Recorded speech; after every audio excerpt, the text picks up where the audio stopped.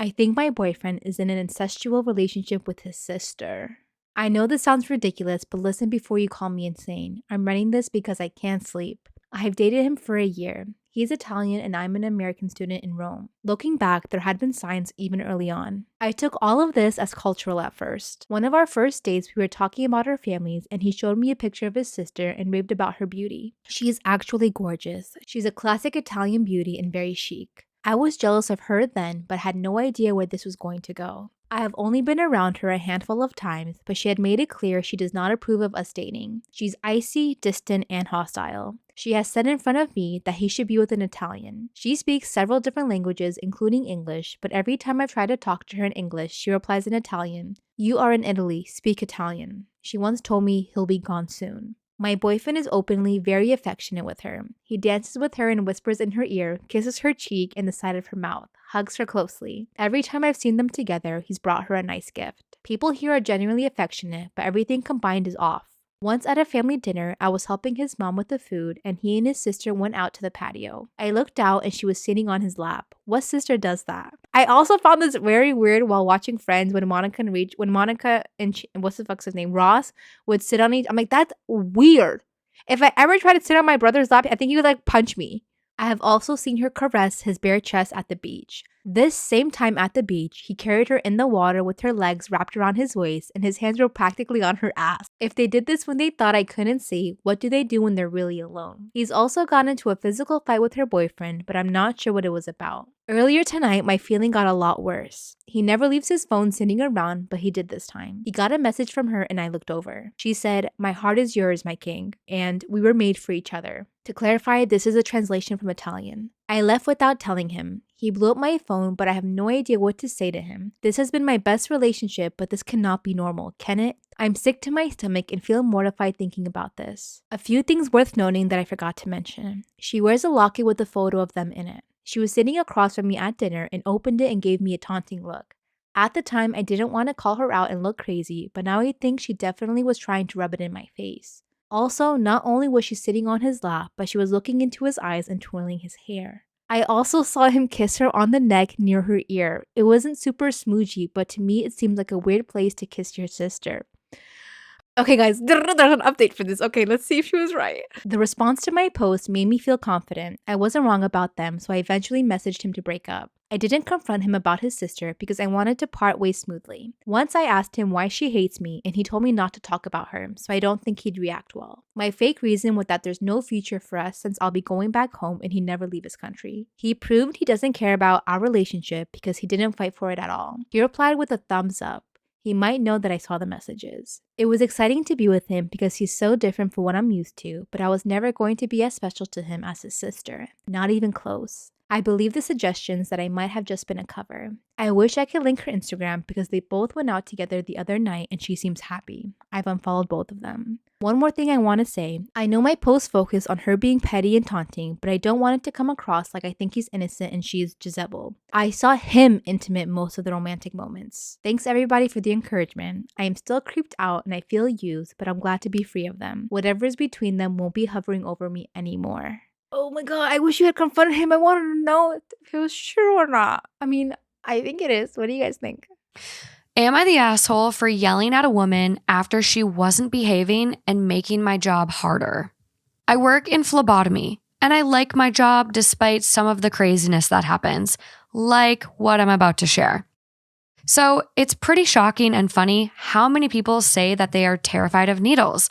I mean, these include grown men, and whenever they come to the lab and I need to take their blood, they're always sweaty, shaky, some of them cry, feel faint, all over a little poke. These are adults. Shouldn't they have gotten over it by now? It can be pretty frustrating when some sit there and cry/overreact before/during/after the procedure because it just makes my job a lot harder, especially during the aftermath of a pandemic. Plus, it is really annoying and I kind of just want to yell at them to grow the hell up, which is kind of what happened today. So this young woman came in and she was already teary-eyed. I mean, this was before I even asked her to confirm her name. She was sitting down, palms clammy, breathing weirdly, so already she's working herself up for no reason. I'm getting my supplies ready, and then she tells me that she's really scared of needles. And then she goes on and on about how she cries whenever she's near a needle, that she feels sick to her stomach, etc. I told her point blank that she's just working herself up over nothing and she needs to stop. Otherwise, it's going to make my job a lot harder. She begins to try and take deep breaths, but the tears are still flowing. Now she's starting to get on my nerves. Nonetheless, I begin to prep. Oh, poor woman. She then stops me and asks me to 1, give me a minute so that she can compose herself. 2, not show her any of my supplies / prep my equipment because that would supposedly make her more, quote, anxious. Later was laughable because I have to have my supplies near me in order to draw blood in the first place. So I don't know where her brain came up with that. I had had enough. I looked at her and said, quote, look, are you going to behave yourself and let me do my job or not? If not, get out and stop wasting my time. She began to cry harder. She didn't mean to make me mad. She was just really terrified of needles. I heard you the first time. Aren't you ashamed of yourself? You're acting like a toddler. I asked her, quote, what do you think I am, your mother? My job isn't to coddle you and rock you to sleep. It's to take blood. If you can't act your age to even do that, then leave. She got up, still crying, had the audacity to call me sick, and then left. So I was on my lunch break, and then a coworker approached me and said that I treated that woman horribly. I told him that I was just trying to get my job done. He said that I shouldn't even be taking care of people if I'm going to, quote, act like this, that I should pray that she doesn't file a complaint. Am I the asshole? Am I the asshole for giving my mother-in-law a copy of her own house key when she asked to get a copy of mine? My husband and I recently bought a new home together. His mom has started pestering us for a copy of the key in case of emergencies. I tried to explain to her our house rule, which is only residents of the house get a key. She proceeded to keep complaining and even got the family involved.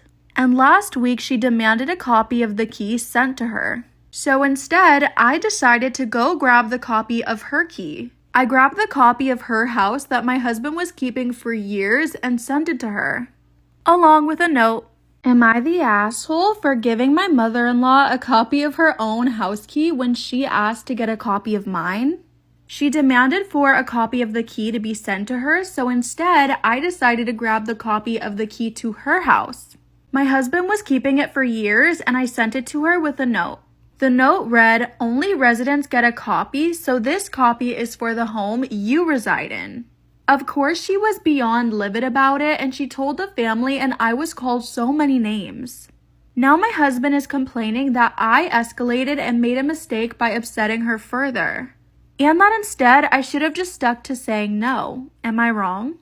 I'm the asshole for wanting a child-free wedding. I'm 22 and I'm getting married really soon. Since my fiance and I are child-free, and because we plan to have alcohol at our wedding, we decided to have a child-free wedding with the age cutoff being at 21. This requirement has gone over very well as most of our invitees don't have kids, so it doesn't really make a difference. I do have one friend, Mel, that is 20, and I had to exclude her from the wedding. After realizing that pretty much everyone else from the same circle has been invited except her, she confronted me demanding to know why she wasn't invited. I tried to explain that it wasn't personal and that I just don't have to worry about any underage drinking going on under my nose on my wedding day. But Mel kept accusing me of being a bad friend, and she argued since we've drank before, it shouldn't be a big deal. And I told her it was, since it was when I was 20 and she was 18 and 19. Now as an adult, I feel I have a responsibility to prevent the underage drinking, and as the bride, I have the right to have a child-free wedding. Mel is unconvinced and keeps saying I'm a bad friend behind my back and to our mutual friend. And I don't see why she can't just relax. Would I be the asshole if I reported my neighbor's dog to the HOA again? I live in a condo and my upstairs neighbor, Mark, is a dude in his late 30s. He lives alone and generally doesn't have his shit together as far as I can tell. He often has stickers on his car for not paying the HOA